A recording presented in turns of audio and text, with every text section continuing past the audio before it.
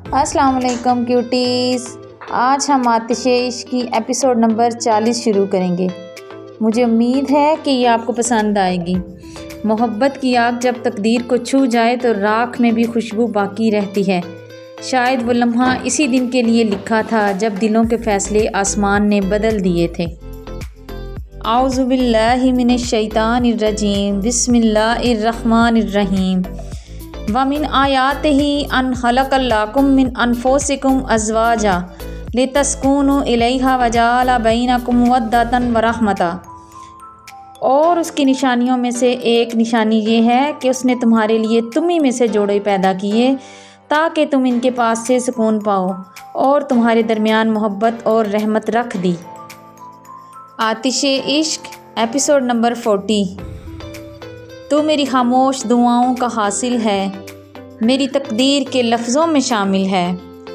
मैंने मांगा भी नहीं पर तू मिल गया, शायद ये इश्क नहीं कर्म कामिल है। इससे पहले कि आप लोग मेरी बातों से बोर हो जाएं, आज की एपिसोड स्टार्ट करते हैं। लेकिन इससे पहले प्लीज़ मेरे चैनल को सब्सक्राइब कर लें और बेल आइकन दबा दें ताकि मेरी हर नोटिफिकेशन आप तक जल्दी पहुंचे। और हाँ, प्लीज़ वीडियो को लाइक, कमेंट्स और शेयर भी किया करें यार।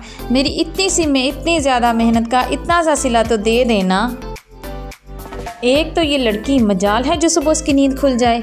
नाइला शाह कमरे में आते खिड़कियों की तरफ बढ़ते इनके कर्टन्स हटाते हुए बोली थी, अब उठ भी जाओ, दोपहर के 2 बज रहे हैं। नीचे जावियार कब से तुम्हारा इंतज़ार कर रहा है।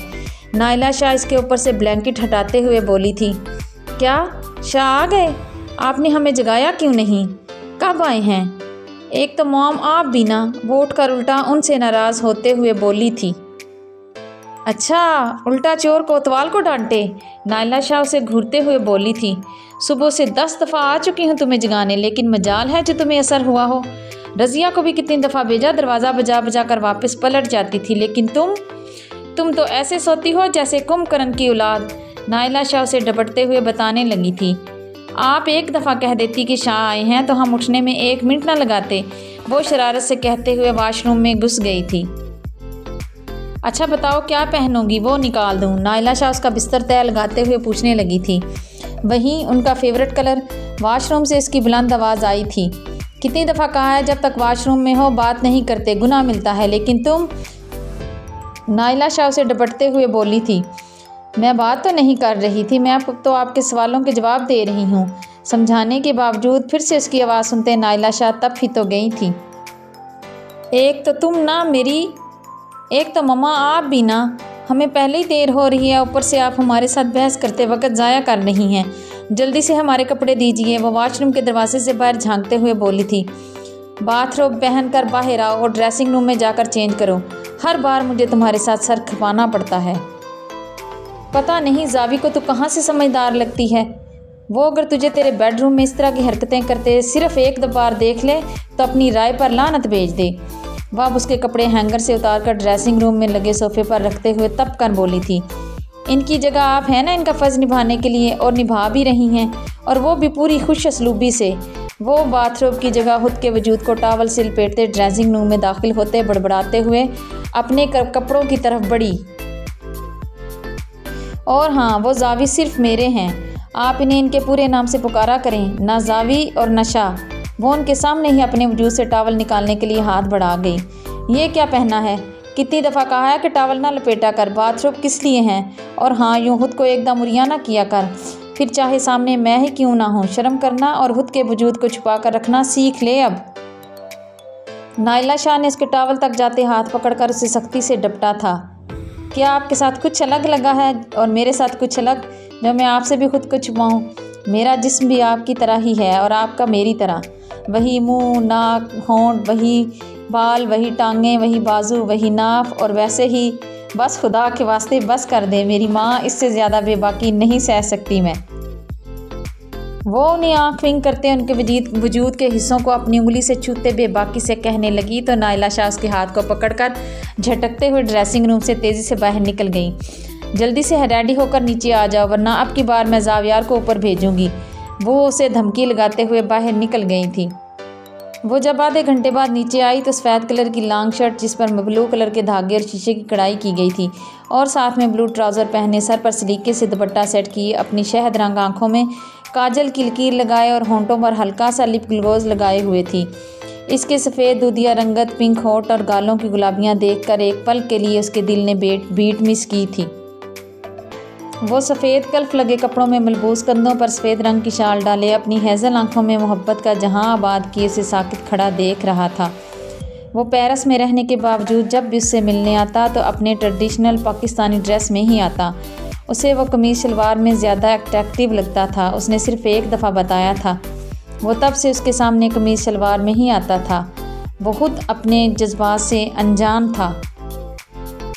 उसके गोल्डन ब्राउन बाल माथे पर बिखरे से बहुत अच्छे लगते थे। पाँव में जूते भी इसी हिसाब से ज़्यादातर पेशावरी चप्पल पहनता था। इसके 6 फीट से निकलता कद, कसरती वजूद और वो बिलाशुबा खूबसूरती और वजाहत का आला शाहकार मर्द था जिसे देखते हर लड़की का ईमान डोल जाए। वो जब नज़रें उठाकर देखे तो सहर कर दे। वो साहिर था जो इस छोटी सी लड़की पर अपना जादू चला चुका था। वो सीढ़ियाँ उतरते हुए नीचे आते, इसकी आंखों के सामने चुटकी बजाते उसे होश की दुनिया में लाई तो वो होश में आते फिर से होश खोने लगा था। उसके सर से सरकता दुपट्टा उसके कंधे तक आया तो उसकी ब्लैक सिल्की बाल गीले देखते से गुस्सा आया, लेकिन अगले लम्हे साइड कमर से चिपकती वाइट शर्ट गीली होकर उसके वजूद को वाज़ा करने लगी तो उसके गले में गिल्टी सी उभर कर मादूम हुई थी। वो उस पर से अपनी नज़रें हटाते इधर उधर देखने लगा था। चेहरे के साथ आंखें भी खून छलकाने लगी थी। तुम्हें कितनी बार समझाऊं कि बालों को खुश्क किए बगैर कमरे से बाहर ना निकला करो वरना बीमार पड़ जाओगी, लेकिन तुम सुनती कहाँ हो। वो अपने बालों में और गर्दन पर हाथ फेरते खुद को नॉर्मल करते नरूठे लहजे में बोला था, लेकिन इस पर दोबारा नज़र नहीं डाली थी। डाल लेता तो जज्बात में भड़कती आग पर काबू पाना मुमकिन नहीं रहना था। वो अब अपने चेहरे और ठोड़ी पर हाथ फेरते अपने तपश पर काबू पाने की कोशिश कर रहा था कि जेब में पड़े फ़ोन पर होने वाली रिंगटोन ने उसे अपनी तरफ मुतवज्जो किया था।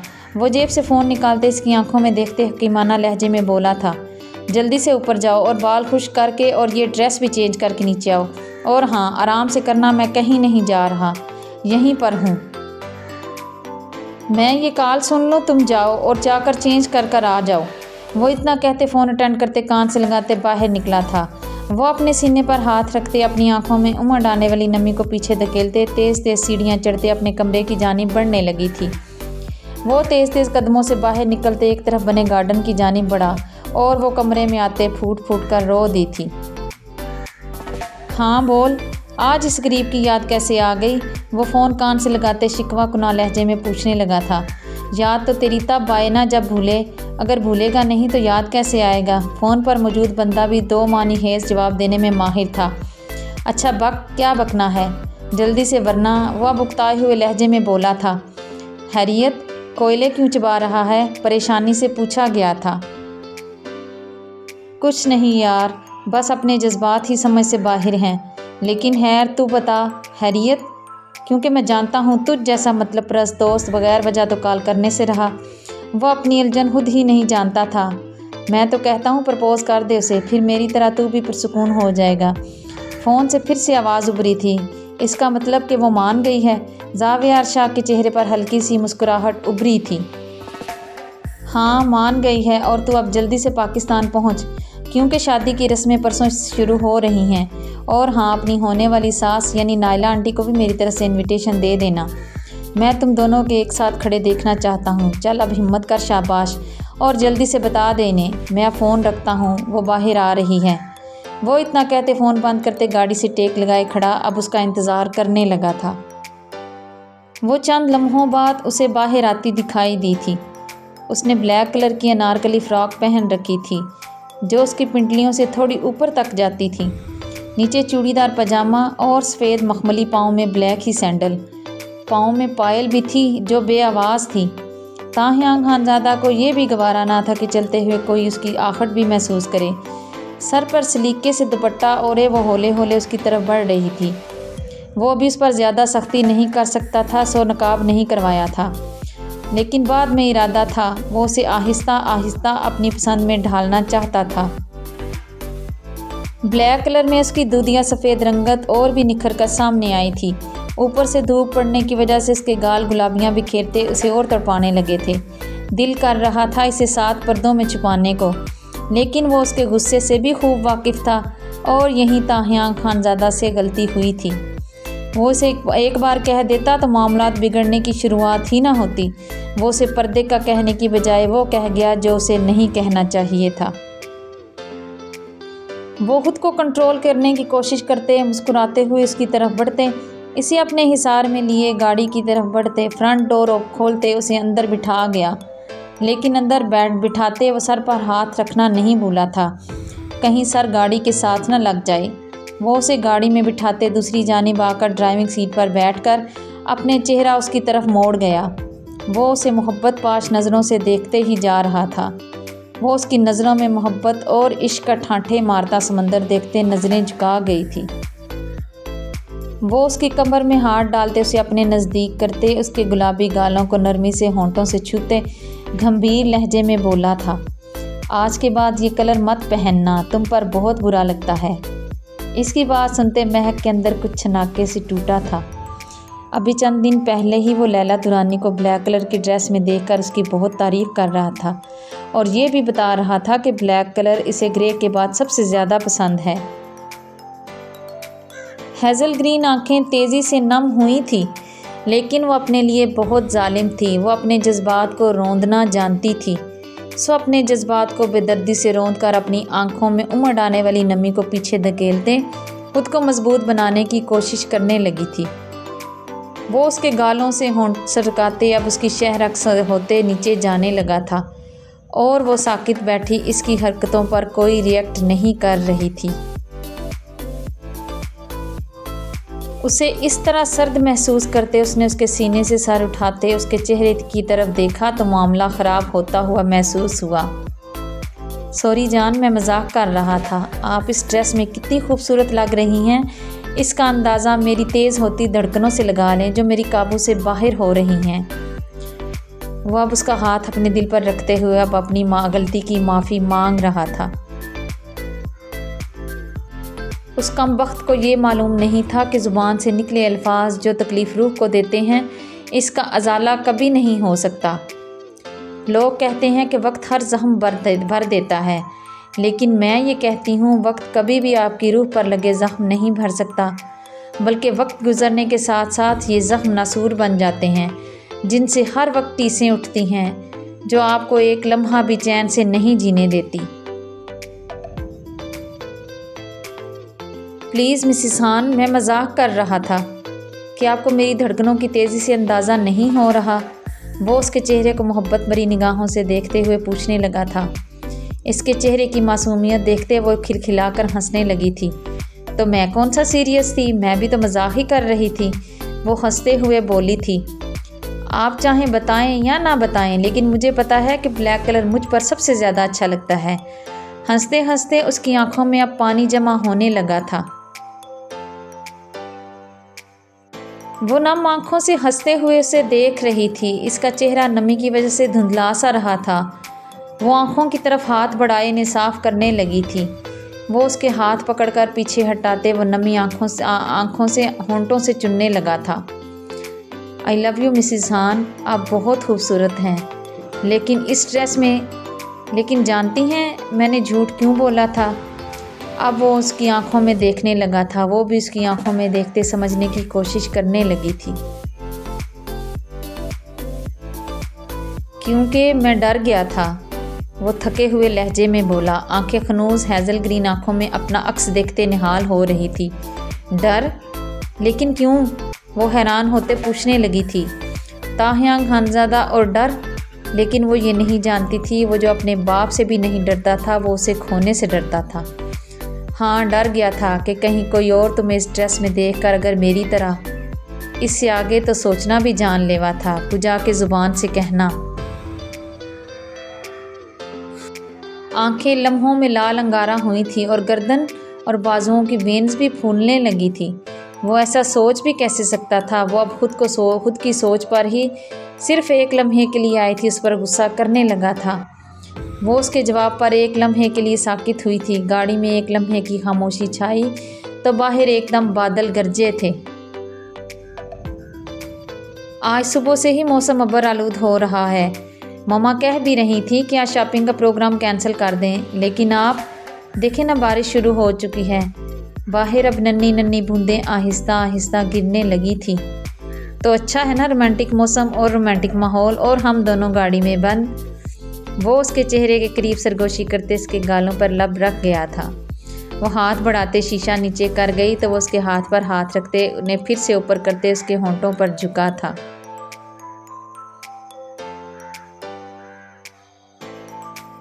अब अंदर चलें या फिर शॉपिंग करने जाना है? वो उसे काफ़ी देर बाद अपनी शिद्दतों से निढाल करने के बाद उसके होंठों को आज़ादी बख्शते तेज़ तेज़ सांसों के दौरान पूछने लगा था। मैं जाती हूँ अंदर और आप जाएं वापस, अब सुबह ही जाएंगे। वो उसके सीने पर सर रखे तेज़ तेज़ सांसें लेते हुए बोली थी। नहीं मिसेस हान, आप रोज़ यही कहती हैं और फिर यूनी से लेट आती हैं। कल से फंक्शन शुरू हो जाएंगे। मामा और बीजान का हुक्म है कि आपको शॉपिंग आज मुकम्मल करवा के लाऊं। आज मुझे शॉपिंग मुकम्मल करके ही वापस लौटना है, वरना वो घर में घुसने नहीं देंगी। वो उसकी कमर सहलाते हुए उसे बताने लगा था। हाँ ना, पहले जैसे आप घर पर ही रहते हैं। वो तो कुछ और कह रही थी, लेकिन उसे ये तंज लगा था। आप गलत समझ रहे हैं। मेरे कहने का मतलब ये है कि रोज़ तो आप खिड़की के रास्ते रात को मेरे कमरे में। वो उसकी आंखों में सर्दपन देखते जल्दी से सफाई देते हुए बात को अधूरी छोड़ गई थी। वो पीछे हटते गाड़ी स्टार्ट कर गया तो सामने खड़े गार्ड्स ने शुक्र का कलमा पढ़ते गाड़ी निकलते ही गेट बंद किया। वो अब वहाँ बने छोटे से कैबिन में दाखिल हुए जहाँ हीटर लगाकर उसे गर्म किया गया था। आलियान चौधरी के लिए इनके मुलाजमिन भी फैमिली की तरह ही थे। वो पूरी कोशिश करते थे कि इनके मुलाजम भी इनकी तरह हर सहूलत से इस्तिफ़ादा उठाएं। वो दोनों नामिसाल हिलाते अब ताहियांग खानज़ादा के मौजू पर बेबाक सरगोशियाँ करने लगे थे। वो शीशा नीचे करते हाथ बाहर निकालकर बारिश के कतरों को हाथों में लेते खुश होने लगी थी। उसे आज बारिश बहुत अच्छी लग रही थी। मैं डर गया था महक कि कहीं कोई और तुम्हें इस ड्रेस में देखकर। ताहियांग खानज़ादा के अल्फाज और उनमें छुपी शिद्दत जहन के पर्दों पर लहराते इसके चेहरे की गुलाबियाँ बढ़ा गई थी। बारिश के साथ ठंडी हवाएं अब गाड़ी को भी ठंडा करने लगी थीं। नवंबर की आखिरी तारीखें चल रही थी और इस्लामाबाद में मौसम ठंडा होना शुरू हो चुका था। अच्छी छी छी उसे छींकें आईं तो ताहियांग खानज़ादा ने पहलू बदला था। ठंड लगने लगी थी, लेकिन वो ना हाथ अंदर कर रही थी और ना ही शीशा ऊपर कर रही थी।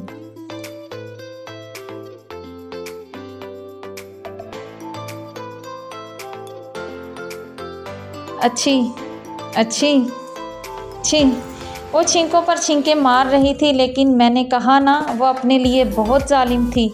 वो जान चुका था अब ये। वो गर्दन पर हाथ फेरते गियर चेंज करते गाड़ी की स्पीड स्लो करते से साइड लगा गया था।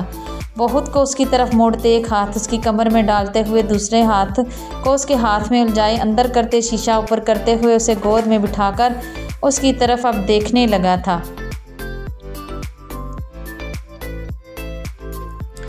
वो अब निरूठे अंदाज में आंखों को घुमाते हुए चेहरा मोड़ गई थी। ये नाराज़गी का आला ऐलान था। मनाने की बजाय उल्टा खुद मुंह फुलाकर बैठ जाती हैं। अजीब है यार, आप भी अपने हान को कितना सताती हैं। वो उसके चेहरे को दोनों हाथों के प्याले में लेते इसके चेहरे को होंठों से छूते हुए गंभीर सरगोशियां करने लगा था। वो अपनी मोहब्बत, अपने दीवाने की दीवानियत पर मगरूर होने लगी थी। आतिशे इश्क और दीवाने की दीवानियत एक मासूम लड़की को भी मगरूर बना देती है। वो उसके चेहरे, उसकी गर्दन, उसकी धड़कनों को होंठों से छूते उसे मान बख्श रहा था और उसके दिए गए मान पर निढाल हो रही थी।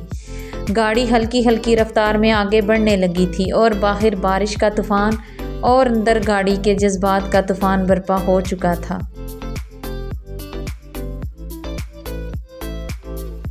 वो अब एक दुकान में इसके लिए रेड कलर का लहंगा पसंद कर ही चुका था। वो उसका हाथ पकड़े पिछले 3 घंटों से सेंटोरियस मॉल पूरा घूम चुका था। लेकिन उसे कुछ भी ऐसा नहीं मिल रहा था जो उसकी खूबसूरती के आगे ठहर सके।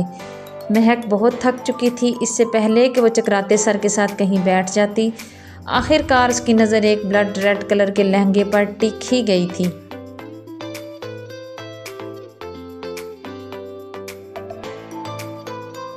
शीशे के पीछे एक ब्लड रेड कलर लहंगा रोशनियों में चमक रहा था। खालिस नफासत, नाजुक हाथ का काम, बारीक सिल्वर और गोल्डन सीक्वेंस, जैसे रंग और रोशनियों ने मिलकर किसी ख्वाब को हकीकत में बदल दिया हो। ताहयांग के होंठों पर हल्की सी मुस्कुराहट उभरी थी। बस यही है, उसने आहिस्ता से कहा था और उसका हाथ पकड़कर उसे साथ लिए शॉप के अंदर चला गया था। खान, ये बहुत से भी ज़्यादा एक्सपेंसिव है, मुझे ये नहीं चाहिए। इतने पैसों में जानते हैं कितने घरों में रहने वाले बच्चे कई दिनों तक पेट भरकर खाना खा सकते हैं।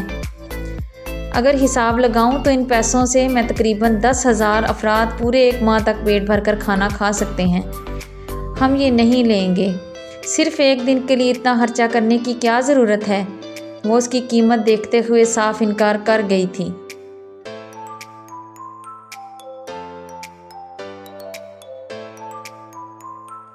ज़रूरत है महक, क्यों नहीं ज़रूरत? हमारी शादी हो रही है। आपके दिल को तो पता नहीं, लेकिन मेरे दिल के लिए ये बहुत ख़ास दिन है। और ये मैं ख़ुद से वादा कर चुका हूँ कि आपके लिए मैं ऐसा ड्रेस लूँगा जो आपकी तरह खूबसूरत, नायाब, कीमती और बेमिसाल हो।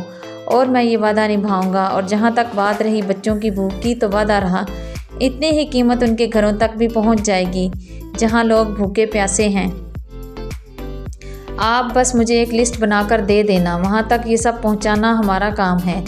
वो उसके चेहरे को दोनों हाथों के प्याले में लेते, इसकी हैज़ल ग्रीन आँखों में मोहब्बत से लबरेज आंखें डालते, इतना कहते उसके माथे पर अकीदत से लब रखते शिद्दत भरा बोसा दे गया था। इसे अपनी मोहब्बत पर फ़ख्र होने लगा था, लेकिन चंद दिन बाद यही फ़ख्र पछतावा लगेगा और वह मुँह से कह भी देगा।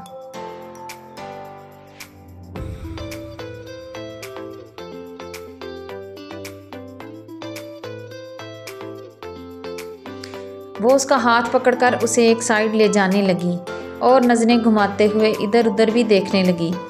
क्या देख रही हैं और किससे छुपना चाहती हैं? उसने ये नहीं पूछा था कि कहाँ लेकर जा रही हैं, क्योंकि वो अगर हाथ पकड़कर दुनिया के उस पार भी ले जाए तो वो हंसते हुए भी साथ चल देगा बिना कोई सवाल किए। लेकिन हाँ, फिक्र इस बात की हुई थी कि किससे छुप रही है या किसे ढूंढ रही है।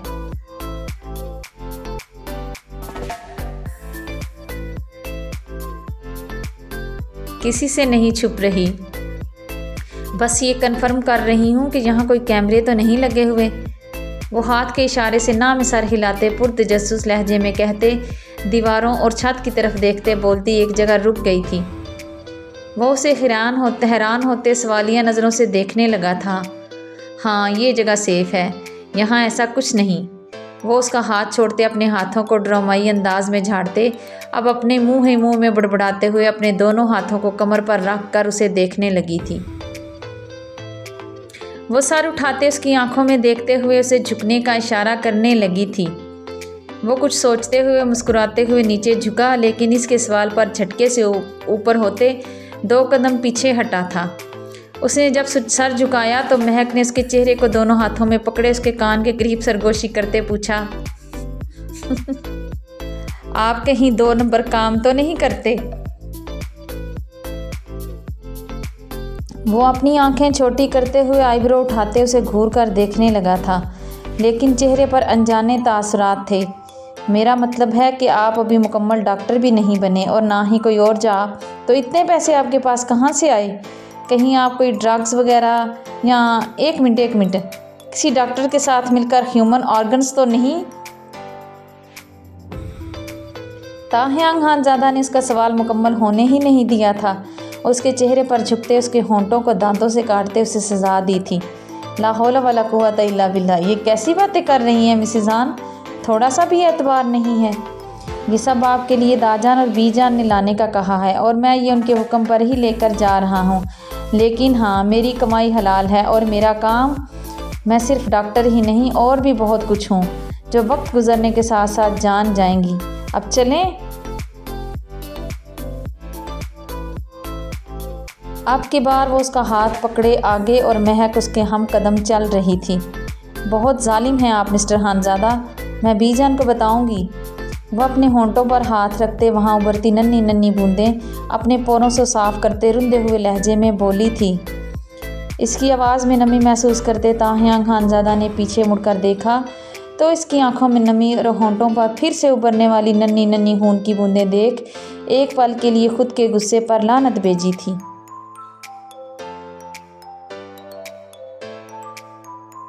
लेकिन अगले ही पल ये इसलिए किया ताकि आइंदा आप मेरे बारे में गलत क़यास-ए-राइयां लगाने से पहले लाख दफ़ा सोचें। गज़ब खुदा का, मुझे स्मगलर ही बना दिया, और वो भी ह्यूमन ऑर्गन्स का। वह बड़बड़ाते हुए उसे लिए शॉप में वापस आते सेल्स गर्ल की तरफ बढ़ा। इनके लिए ये ड्रेस दिखाएं और अगर इससे भी अच्छा कुछ है तो वो भी दिखाएं। वो अब सर्द लहजे में हुक्म देते से फिर से घूरने लगा था। साफ करने के बाद भी बार बार खून की बूंदें उसके होंठों पर निकलते अब इसे बेचैन करने लगी थी। वो अब की बार नरमी से इन होंठों पर अंगूठा रखते इन्हें रोकने की कोशिश करने लगा था और वो उसके हाथ को झटकने की हिम्मत ना कर सकी थी। पहले ही बहुत तकलीफदेह सवाल करके उसे तपा चुकी थी। अगर इसका हाथ झटक देती तो वो इसी शाप में कहर ढा देता, जगह का भी लिहाज ना करता।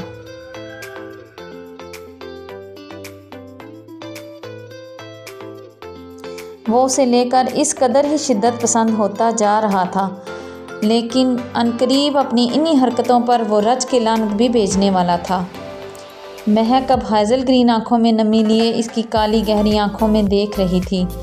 नमी और गहरी होते इसके गाल पर गिरी तो उसने वहाँ लब रखते इसे होंठों से चुन लिया था।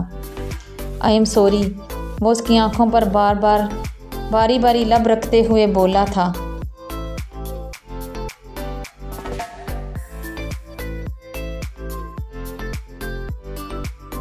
Excuse me sir. मैम, आप इसे पहनकर फिटिंग चेक कर लें ताकि अगर कहीं कोई कमी या ज़्यादती हो तो इसे हम सेट कर दें। वैसे आपको कब तक ये ड्रेस चाहिए? सेल्स गर्ल इंग्लिश ईस्ट में उनसे पूछने लगी थी। अरे वाह, आज तो बड़े बड़े लोग आए हैं हम गरीबों की बुटीक में। क्या बात है जनाब, क्या चाहिए? पीछे से आती आवाज़ पर दोनों उस तरफ मतवज्जो हुए थे। अब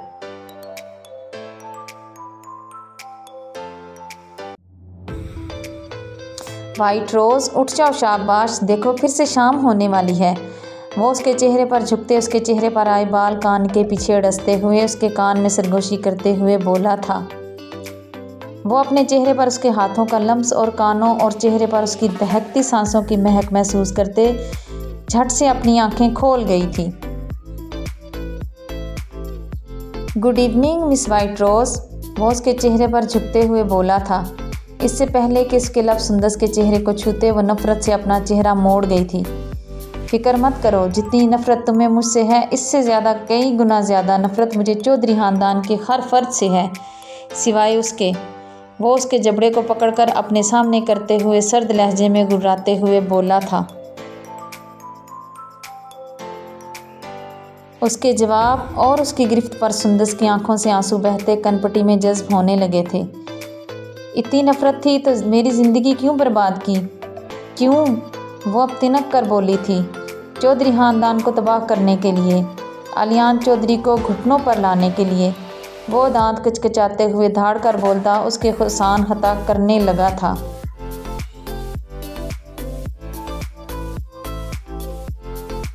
तुम कौन हो और मेरे बाबा जानी ने तुम्हारा क्या बिगाड़ा है?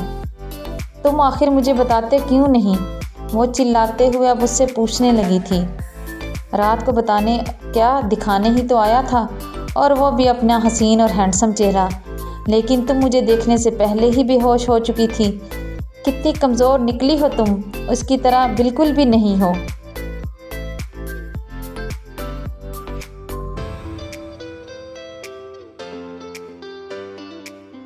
जानती हो, जब मैं वहाँ पहुँचा तो तुम वॉशरूम में बेहोश पड़ी हुई थी। तुम्हारे सारे कपड़े भी भीगे हुए थे, तो मजबूरन मुझे तुम्हें वॉशरूम से यहाँ तक लाना पड़ा, और फिर तुम्हें बुखार होते देखकर तुम्हारे बदन से गीले कपड़े भी निकालने पड़े। कसम से तुम्हारा फिगर, मैं तो तुम्हें मुंह भी नहीं लगाना चाहता था, लेकिन तुम्हारा सेक्सी फिगर देखते वो अब उसके कान में जो मैंने बातें करते उसे तड़पा कर रख गया था और वो उसकी बातें सुनते अब कपकपाहट का शिकार हुई थी।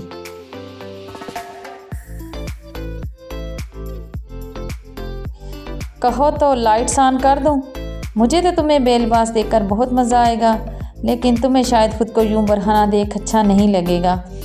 वो उसकी अगली बात सुनते तेज़ी से अपने वजूद को चेक करने लगी थी। तुम झूठ बोल रहे हो, मेरे वजूद पर कपड़े हैं। तुम लाइट ऑन करो और हिम्मत है तो मेरे सामने आओ, ताकि मैं भी तो देख सकूं कि वो ऐसा कौन सा नामर्द है जो छुप कर हम पर वार कर रहा है।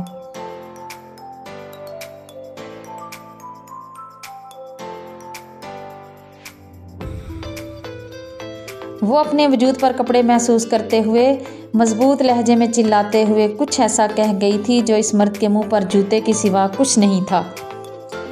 तुम होश में तो हो वैनम? आज तो ये अल्फाज कह दिए, मगर आइंदा मैं नहीं सह सकूंगा। वो उसके बालों को मुट्ठी में भरते पीछे खींच गया था। दबाव बढ़ता जा रहा था और साथ में दर्द भी। Nair, lights on. वो उसके चेहरे पर झुके उसके बाल मुट्ठी में भींचे पीछे की तरफ खींचते धाड़ कर बोलता हुक्म दे गया था, तो उसी लम्हे कमरे की तमाम लाइट्स ऑन होते कमरे को रोशन कर गई थी। एकदम कमरा रोशन होने पर उसकी आंखों में चुभन महसूस हुई तो वो आंखें ज़ोर से मीच गई थी। इसके हाथों से अपने बाल छुड़ाने की तगदो अब करने लगी थी।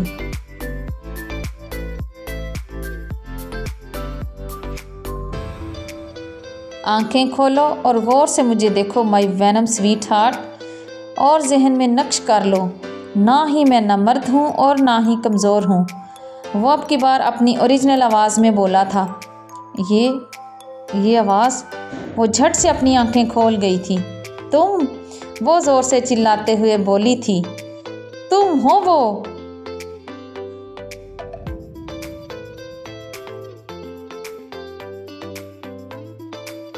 शारिब, आप सुन रहे हैं मैं क्या कह रही हूँ? वो उसके सीने से सर उठाते उसकी तरफ देखते हुए बोली थी। हाँ सुन रहा हूँ, लेकिन समझ नहीं पा रहा। वो उसके बालों में उंगलियां सहलाते हुए बोला था। मतलब? वो मुख्तसिर बोली थी। मतलब ये कि तुम्हारी बात का कोई सर पैर ही नहीं है। सुंदस हमारे सामने हमसे बात कर रही थी और तुम कहती हो वो सुंदस नहीं है। वो अबीहा की घूरी पर तफसीली जवाब देते इसके बालों पर लब रख गया था।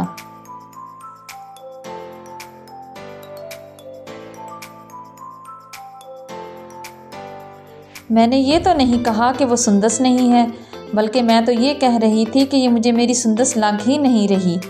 सुंदस तो महक की रुखसती का सुनकर हंगामा बर्पा कर देती, लेकिन यहाँ तो उसने खुशी खुशी इजाज़त दे दी।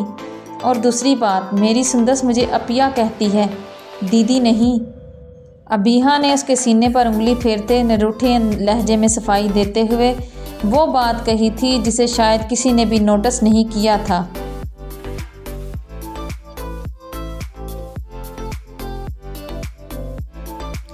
क्या? अब की बार तो शारिब भी परेशान हुआ था, लेकिन वो खुद को संभालते हुए उसे अपने सीने में भींचकर बात बदलते हुए बोला था। ऐसा कुछ नहीं है, ये बस तुम्हारा वहम है, लेकिन मैं फिर भी तुम्हारी तसल्ली के लिए सुबह पर पता करवाता हूँ कि उसे वहाँ इतने दिन क्यों लग रहे हैं। फ़िलहाल सब परेशानी छोड़कर सिर्फ मुझ पर फोकस करो और मुझे महसूस करो।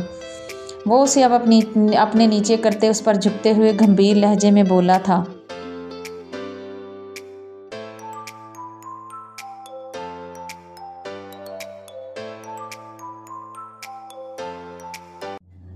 चौधरी साहब, आप फ़ोन करें ना सुंदस को और पूछें उसे वहाँ इतने दिन क्यों लग रहे हैं। रचना चौधरी अब अपने हाथों पर लोशन लगाते हुए आलियान चौधरी से इस्तफसार करने लगी थी। बेगम, अभी शाम में बात हुई थी ना इससे, और इसने बताया भी था कि वो कुछ दिन और यहाँ रुकेगी घूमने फिरने के लिए। आलियान चौधरी ने बेड पर पीछे की तरफ टेक लगाते हुए उन्हें जवाब दिया था।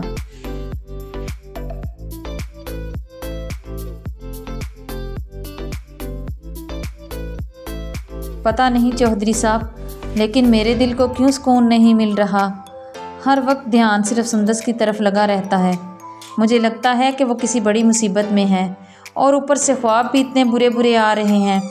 पिछले कई दिन से सिर्फ एक जैसे ख्वाब। इसे एक कुएं में कैद देखती हूँ, वो रोते चिल्लाते हुए हम दोनों को आवाज़ें देती है। मुझे बचा ले मामा, मुझे बचा ले बाबा।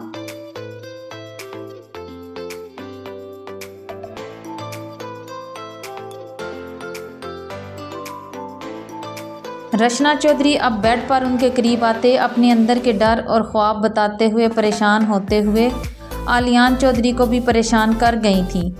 यह आपका वहम है सिर्फ, और कुछ नहीं। वो उन्हें अपने करीब कर गए तो रचना चौधरी उनके कंधे पर सर रख गई थी। आलियान चौधरी इनके गिर्द हिसार मजबूत करते इन्हें तसल्ली देने लगे थे, लेकिन वो खुद भी अब परेशान हो चुके थे।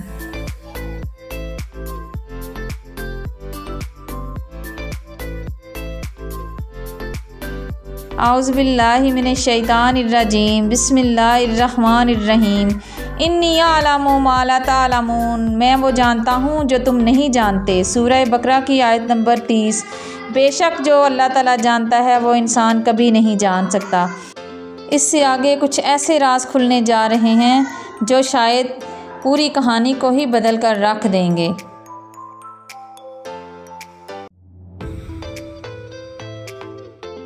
चलें जी, आज के लिए इतना ही। बाकी का अब अगली एपिसोड में इंशाअल्लाह। जी तो जनाब, कैसी लगी ये एपिसोड? मुझे उम्मीद है कि आप लोगों को ये आतिशेष का सफ़र अच्छा लग रहा होगा, वो भी अपने ताहियां खानज़ादा और अपनी महक चौधरी के साथ।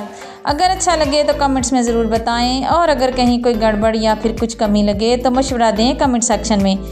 अब इसके साथ ही एक दूसरे को खुदा हाफिज़ कहते हैं, इस दुआ के साथ कि जहाँ रहें खुश रहें, आबाद रहें, हंसते मुस्कुराते रहें। अल्लाह हाफिज़।